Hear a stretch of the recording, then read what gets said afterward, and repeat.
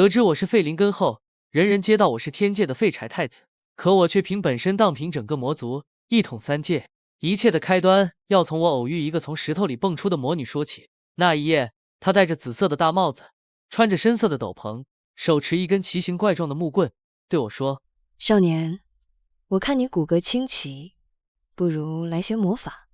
我想了想，说：好。我是天道之子，但我没有灵根。我测灵根的那天，上至我爹管辖下的天界，下至我娘统帅下的修真界，都在围观。七彩祥云缭绕测灵台，仙鹤闲花盘旋不去，连西天佛国的金莲都破例在天池绽放。当我将手放在台上，气沉丹田，光柱却巍然不动时，三界大惊，而我爹娘抚掌大笑。不愧是我儿！神仙与修士们面面相觑，而后恍然大悟般喟然叹道：不愧是天道之子，有如此意象。我懵了，这届观众是不是被爹娘带偏的太厉害了？后来我私下问我爹，以后修炼怎么办？他捋着长须，目光悠远。想你爹我当年也是个废灵根，后来路遇机缘，才发现我当年是被人夺去了灵根，而我经一番修炼后，进步飞速，终得大。我问我娘，她直讪轻笑，眼波流转。想你娘我当年只是个相府的庶出小姐，修炼的废柴，后来路遇机缘，才知我当年是被嫡姐夺去了神髓，而后我一路打脸嫡姐主母，与你爹成为神仙眷侣。在修真界，暂时的没有灵根，才是最好的灵根。这话本子般的套路，我从小听到大。可年岁渐长，我发现我好像是真的没有灵根。清虚血宫里，我成了最特别的存在。原本我是天界少年一代的希望，所有人都盼着我一夜间觉醒，实现废柴逆袭。我在学宫中语文倒数，文曲星抚着他那3尺长须，眼含深意。后生可畏，焉知来者之不如今也。我提不起神剑。武曲星看着颤抖的双手，强作镇定。太子大器，当晚成。我蝉联学宫倒数第一，学宫公主擦着冷汗。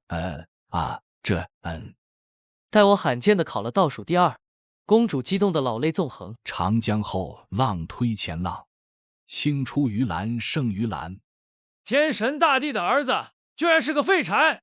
大帝与帝后经才绝艳，到了太子这里却连灵根都没有。我知道这些是我娘为我花钱买的气氛组，他们正在敬业的对我使用激将法，试图唤醒我内心深处家族遗传的不服输精神，而我却直接选择躺平，跟着点了点头。你们说的对。扮演炮灰的群颜小仙瞬间无语凝噎，然后往我手上塞了一把灵石。殿下，这灵石还是您收着吧，我们拿着不安心。您这样，我们很难演下去啊。最有趣的是天界的神2代，我爹副将的儿子朝竹。那日他骑着拉风的火麒麟从我身边晃过去，麒麟踏火而行，在云路上留下一串绚烂的火星。他居高临下的睥睨我，可以看出他在非常努力的想要在眼神中显露出不屑，只可惜他演技不好，我只能关心他。兄弟，你眼睛抽筋了吗？他咬了咬牙，开始展现炉火纯青的凡尔赛文学。好烦啊，天天骑着麒麟在外面晃悠，随随便便考个试，还给我考到学宫第一，我也不是故意的啊，真的好想体验一下考第2是什么感觉啊。我什么也没说，只是一昧深深的凝视他。我曾经立在天宫的高塔上，通过千里眼看到他家彻夜灯火通明，凌晨的时候他就已经起来练剑了，那勤奋劲儿让我看着都累。他能有今天的成绩，显然都是靠自己努力得来的。沉默片刻后，我最终还是忍不住开口：兄弟，你已经卷成麻花了，躺平不好吗？我拍了拍身下骑着的水牛，它慢悠悠的甩着尾巴，显得格外惬意。你说他们千方百计修炼成神仙是为了做什么？无非是到天上逍遥自在的生活啊，可你已经在天上了，还卷什么呢？朝竹听完直接迷茫了，连他坐下的火麒麟都打了个响鼻，似乎在思考受生。结果整个学宫被我带起了躺平风气，导致学宫总体成绩开始明显下降。我被请家长了，学宫公主先对着我娘行了3拜9叩的大礼，又对着我娘长吁短叹。我娘拎着我的耳朵把我提起来，怒不可遏道：叶青呀，你要做什么？我说躺平 YYDS。 然后我娘亲手摁了手印，给我下了个警告处分，理由是扰乱教学秩序。那日我在瑶池边散步，看见一块石头在发光，它看起来和我见过的所有灵石都不一样，是黑黝黝的，却带着神秘的光泽，在万千璀璨的仙石中显得格格不入，却又莫名吸引人。因为这块石头很特别，我把它揣进了衣袖里，带给我爹娘看。我爹喜上眉梢，我娘欣喜若狂。儿啊，这就是你的机缘。我爹抓起了我的手，我娘拔下了金簪，把我的手指扎出了血，那动作熟练的好像他们已经做过了无数次。我血滴在石头上，可石头却毫无反应。我失望的把石头揣回袖子里，却没注意到在离开时，石头表面闪过一丝极细微的紫色流光。当夜月滑如水，我正对窗独酌，忽然袖中传来异动，那块黑石自行飞出，在月光下缓缓旋转，表面浮现出细密的银色纹路，如同星辰轨迹。渐渐的，纹路越来越亮，一个女人从中漂浮出来，她酒红色的卷发如同燃烧的火焰，戴着缀满星辰的紫色尖顶帽，深色斗篷上绣着暗金色的神秘符文，手持一根蜿蜒如蛇的木棍，顶端镶嵌着一颗熠熠生辉的紫水晶。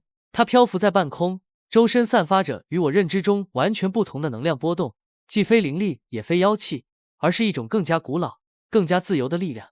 他说：少年，我看你骨骼清奇，不如来学魔法。居然真的是我的机缘。我想了想，说好。他打开了一本满是我看不懂的符号的书。首先，我们来学 English。我问为什么要学英格里须？他白了我一眼。因为 English 是魔法界的通用语言。我跟着魔女学了1个月的 English， 别人修炼，我念 ABCD， 别人进入秘境，我大声喊出 Abandon。每天清早见到我娘，我就大声的对她说 Good morning。 我娘喜出望外，抓着我问奇数变偶不变。我回答她 I do not know。 她失望的对我说儿啊，你居然没考上高中。5更的时候，我被师傅摇醒了，我眯着惺忪的眼，他的倩影在视野中一片模糊。他在我耳边大喊卷起来。我迷迷糊糊的披衣起身应他。好的，师傅。他正色道叫我 Master。男默女泪，我叶清扬，天界躺平风气的带头人，竟有朝一日开始卷起来了。5更天在学宫里背英语的我，语念着心若冰清，天塌不惊，万变犹定，神怡气静的朝烛相遇了。他眼中充满震惊，又转变成被负心汉抛弃的幽怨。太子你，我慌忙说我不是，我没有，我真的没有偷偷学习。他说你居然为了修炼走火入魔了。他还说我熟读天庭义务教育教科书，做过500年模拟300年飞升，就是没见过这种心法。他激情澎湃道殿下，不会修炼没有关系，我愿意成为您的左膀右臂，但是您不要走歪门邪道啊，殿下。他苦口婆心，回头是岸。我说哦，好，谢谢你。旁听朝会的时候，月老问我，太子殿下，对于天界的成婚率降低，你有什么看法？我说 That is a big problem。 月老，我说问题有点大。最近那帮老神仙在催我爹娘生2胎，因为他们看我烂泥扶不上墙，不仅没觉醒灵根，还开始胡言乱语。魔法师的事怎么能叫胡言乱语？他们说天界交给我，迟早要完。对此，有神仙专门为我做了个采访，主题是太子难为。我面无表情的在留影石前说 You can, you up. No can, no say。 我师父大惊，因为我顺利的融合了2国语言，独创出一门看似毫无毛病的语言，中西合璧，简直是不可多得的天才。我们决定将这门语言命名为 Chinglish。 在我能与我的师父无障碍交流后，他丢给我一本书，绕口令大全。他坐在我的桌子上，吊儿郎当的晃着腿说，做咱这行的语速要快，不然你还在吟唱，对方已经下手了。我了然点头。南南有个蓝蓝，蓝蓝装着盘盘，盘盘放着碗碗，碗碗盛着饭饭。当我无数次咬了舌头找我娘要丹药时，他警惕的问我，儿啊，你是不是谈恋爱了？啥？让你的道理收敛着点，不要亲你亲那么凶。 Shit。 旁听朝会的时候，天界农业局问我，太子殿下，对于玉清江三角洲平原水稻产量下降，你有什么看法？我说黑化肥会挥发灰化肥。老神仙府长叹道，太子高见。万事俱备，我师父开始教我自己削一根魔杖。他说，木头要好，越贵越好。于是我坐着仙二代专属飞车，奔上月亮看吴刚罚跪。吴刚，殿下，你干哈？我蹲在他旁边。砍快点，我等着用这木头。吴刚不砍了，把斧头丢给我。殿下，自己动手，丰衣足食。我哐哐哐砍下一截木头，就看到吴刚鬼鬼祟祟的蹲在角落里，奋笔疾书。震惊！天神大帝独自进奔上月宫，逼迫百寻老人吴刚，究竟是为哪般？写的挺好，下次不准再写了。我撩起我名贵的织锦袍子，坐在地上，一手拿斧子，一手扶桂木。我师父斜躺在贵妃椅上，对我指手画脚道：“砍细点。”我照做了。他说：“尾部削尖点。”我照做了。他说：“雕个莲花。”我照做了。他拿过我削出来的魔杖，挽起酒红的长发，揽镜自顾道：“真不错。”我拳头硬了，但是我忍了，打不过他，不跟他计较。我发现我的师父竟然会偷偷看天界新闻，还笑得满地打滚。他总是用袖子捂住，不给我看，然后肩膀疯狂耸着，笑声能刺破耳膜。他哪里都好，就是比我矮了个头。我立在他身后，将他的一些小秘密一览无余。他看的是天界废物太子那些不为人知的秘密，而且他总试图犯罪。我蹲在地上刨木头，就看见亮光一闪。我师父已经能熟练使用我娘发明的留影石，但他不会关闪光灯。他的肩膀一耸一耸的，我凑过去一看，他在边笑边写：独家爆料，天界太子叶青阳抱木头。我黑着脸用木棍敲了一下他的头，他嗷嗷大叫。震惊！太子叶青阳殴打百寻老人没拉。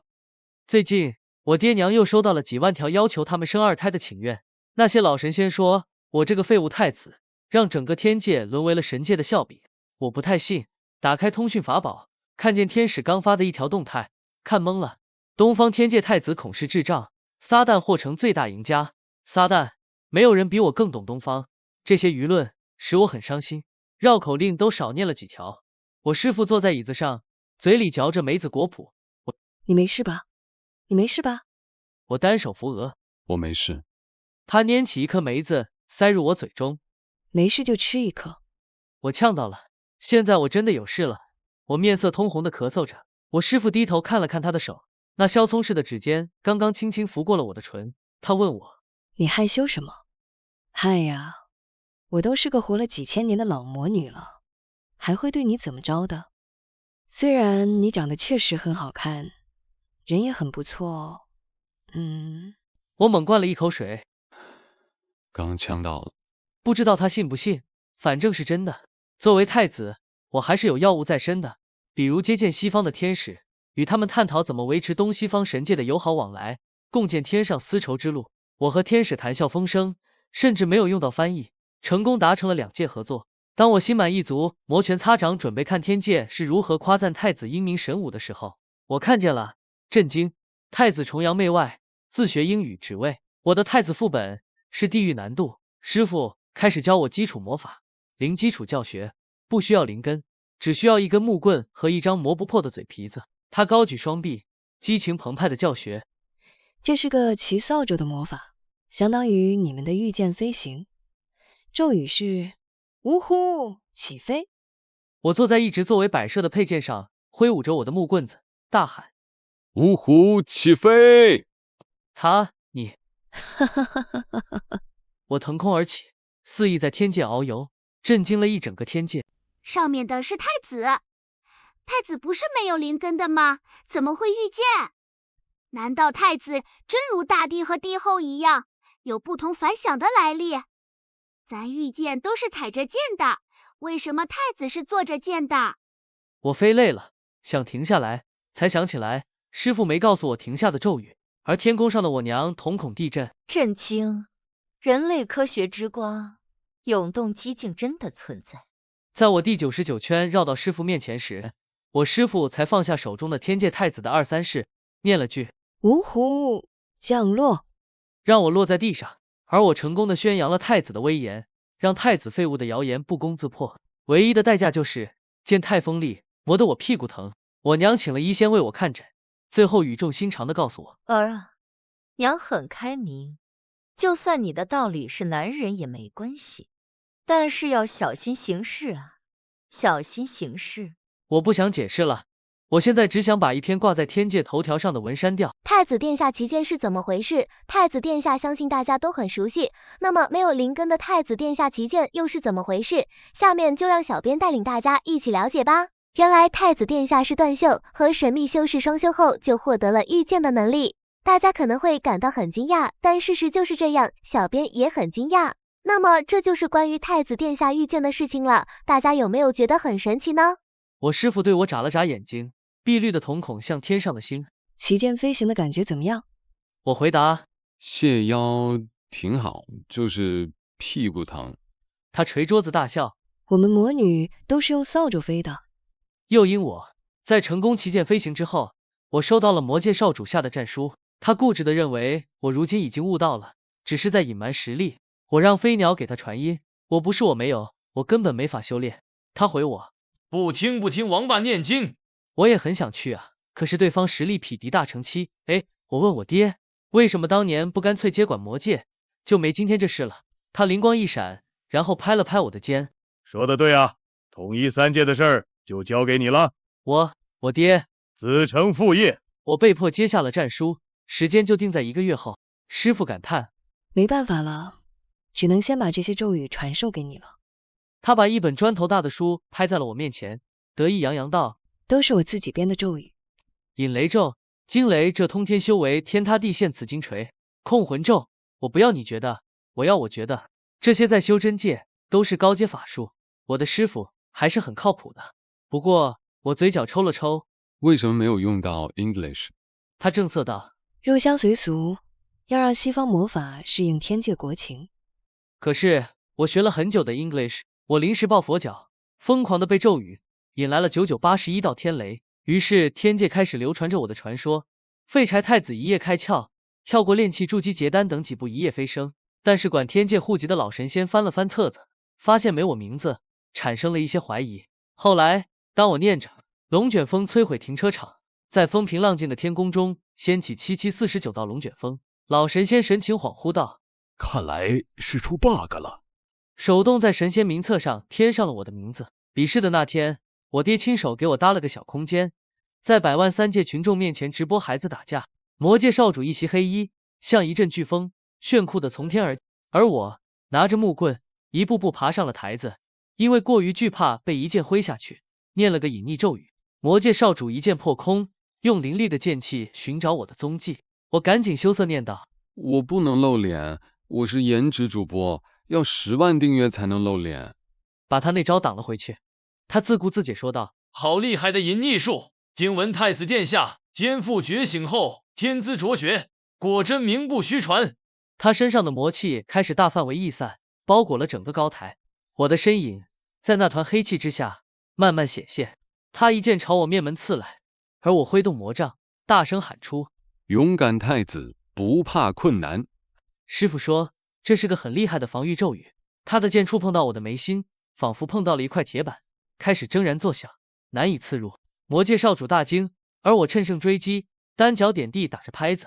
惊雷这通天修为天塌地陷紫金锤，紫电这玄真火焰九天玄电惊天变。天雷滚滚而下，源源不断劈在他身上。他在一阵火光中痛苦呻吟，而台下正为我欢呼。不愧是太子殿下，三招就将大乘期的少主打得没有还手之力。我看以后还有谁敢说太子不行？我真是太强了。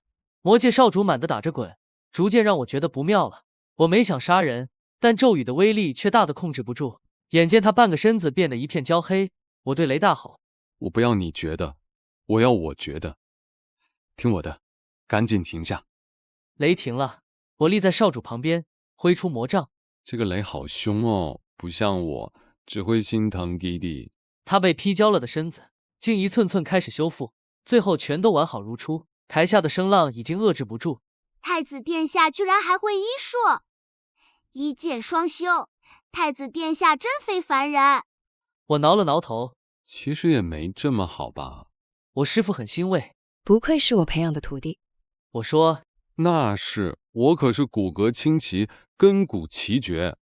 因为学宫的期末考试将近，西天的门票翻了3番，因为大家都要去抱佛祖的腿。一个不幸的消息是，因为我风头太盛，期末考试被分到了渡劫期一组，而这个组只有我和卷王朝竹。踏入秘境前，朝竹还在念天地无涯，万物齐一，而我已经躺平，面色平静，准备拿个不及格了。朝竹说，不愧是太子殿下，泰山崩于眼前而面不改。我笑道，呵呵，这个秘境在天界海拔最高的玉青山，我师父缩在单薄的斗篷里，瑟瑟发抖。我问，幻影也会怕冷吗？他说，不是，是看着就觉得冷。我脱下身上的狐裘，裹住他。他从白色的绒毛中探出脑袋。你干嘛？我说，看着你抖，我也觉得冷。秘境里的大妖 BOSS 是一只白狐狸。我师父披着宽大的狐裘，像一个雪球似的欢快地滚了过去。我脚下踩着又厚又松软的雪，艰难地追着他。我提醒他，这只狐狸也是渡劫期修为。然后我一抬头，就看见他把狐狸抱在怀里撸毛，面向凶恶的狐狸，被他撸得服服帖帖。我是第一个出秘境的。小仙蹲在秘境口采访我，请问太子殿下，您为什么这么早出来？我手上提着一只带出来给我师父玩的狐狸。我说，秘境就这？小仙两眼放光，抓着纸笔开始刷刷的写。太子殿下霸道宣称，渡劫期秘境不过如此。我在天界走着，半路常常需要接受冲出来的小仙的采访。请问太子殿下，您是如何从无灵根到飞升成神的？这种修炼速度甚至超越了大地。我说，因为我遇到了比较特殊的机缘吧。我师父当时就漂浮在附近，凑过来和我耳语，酒红色的长发像海藻一样，轻轻拂在我的脖颈处，让我整个人微不可察的颤了一下。你要跟他说，你有一个沉鱼落雁、貌美如花、为人可靠的师父。那请问太子殿下是什么机缘呢？我回答，我有一个沉鱼落雁、貌美如花、为人可靠的师父。魔界少主在被我暴打一顿之后，成为了我的小迷弟，而且我怀疑他是个抖 M， 总是想被我暴打。我警告他，你要是再缠着我，我就要打整个魔界了。他两眼兴奋的放光，荣幸之至。无语子。而我师父飘在我身边，感叹道，忠犬疯批高武力魔界少主 X 正道废物美人天界太子，绝美爱情。我说，我喜欢的是女人。他啪的把一张清单拍在我面前，还狡辩。我翻过你的16230条新闻，没一条跟女人沾边。我悠悠道，当局者迷。他卡壳了一下，什么意思？我说，自己想吧。天兵天将强烈要求我爹把统一3界提上议程。他发现我能打过别人之后，干脆带着我娘到西方度假了，留我和一群鹤发童颜的老神仙大眼瞪小眼。所以太子殿下，您觉得如何？天蓬说，啊？我没在听，我的师父正扯着我的袖子，把线头一条条抽出来，威胁我。你说不说？我说，自己想。太子殿下让我们自己想，那便决定了，整顿天兵，3月后进攻魔界。什么？我被赶鸭子上架，强行领着30万天兵，被赶去了天魔边境。老魔君眯了眯眼，喟然长叹。当年我与天神大帝对峙时，就已明白了，我不是他的对手，他只是暂时放魔界一马，给我等留一条生路。他目光忽然闪出一丝狠戾，声音阴冷如冰。但是我不容许一个小辈爬到我头上来，哪怕是天神大帝的儿子，也休想。话音未落，他一扬大袖，滚滚黑烟如潮水般朝我袭来，气势汹汹。我师父在我身侧的幻影中嚷嚷道，你傻站着干嘛？躲啊，快躲啊！我额头冷汗涔涔，手忙脚乱的回想。你别催啊，越催越乱。等等，让我想想咒语，那个什么来着？眼看黑烟已到眼前，我情急之下举起魔杖，怒吼道，以雷霆击碎黑暗。我的魔杖瞬间雷光大盛，电光火石间径直穿过了那团黑烟，让黑烟消散的无影无踪。雷霆之力变换方向，带着噼啪作响的声音，重击在魔君身上。师父的笑声在我耳边响起。你怎么这么中二？魔君吃痛后退半步，眼中凶光更盛。他展开双臂，身形顷刻间化为数万只蝎子飞虫状的团团黑气，乌压压一片遮天蔽日，发出令人毛骨悚然的嗡嗡声，朝我飞来。与此同时，那些潜伏在暗处的魔将也在这一刻倾巢而出，黑云压城，气势逼人。我身后天兵拔出长剑，与之厮杀。我压在衣襟上的石头动了动，我身侧魔女的幻影逐渐清晰起来。她原本是扶着我的肩，漂浮在我身后，如今像是在我身上挂着，大半的重量都压在我身上。她扬了扬眉，眉眼冷艳，挥杖念道：我不要你觉得，我要我觉得。你听我的，这个事不需要讨论，是好的。听我的，我说的算。要不你别干了吧。原来咒语还有后半句，控场能力绝佳的我师傅控制了全场的人，摁头让魔界的人俯首陈称，将杀戮减到最小。完事了，他又变成幻影，敲着二郎腿浮空坐着，听下面的人喊：太子殿下一统三界，千秋万代。他摇头道：真的好中二，我的脚趾头已经抠出一个天宫了。我说：那我要让你也尴尬一下。我从储物袋里拿出流影石，他披着斗篷，巧笑倩兮的影子便亭亭立在石上，立在众人眼前。万人朝他的方向拜道：太子妃娘娘，千秋万代。他脸颊绯红，用手捶了我一下。操，你阴我！我握住他的手腕。你猜对了，